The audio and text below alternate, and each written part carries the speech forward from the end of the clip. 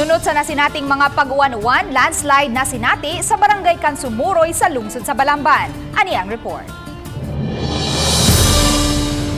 Hingpit nga natabunan ang duha ka lane sa Cebu Trans Central Highway habig sa barangay Kansumuroy dihang midahili ang yuta pasado alas 6 kagahapon sa buntag. Maayo na lang kay way mga panimay tungod niini. Wala usab maigo ang nag-inusarang panimay at bang sa midahiling bukid. Hinungdan nga wauna kini paagi ug mga sakyanan.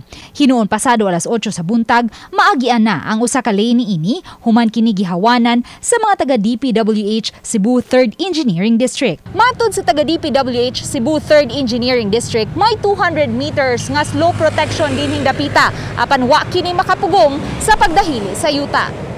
Gani samtang nagpadayon ang clearing operations, mabantayan nga may mga gagmayng pagdahili pa sa yuta nga nasinati.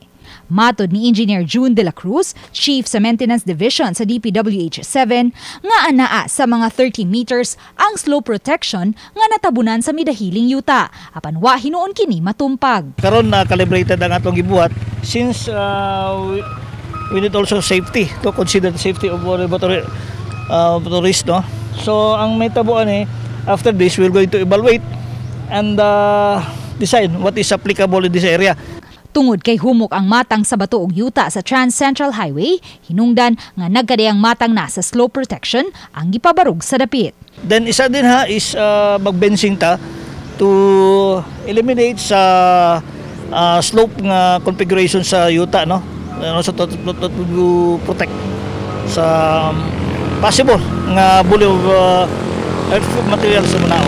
Uban ni Marlon Melgazo, Luan Merondina, Balitang Bisdak.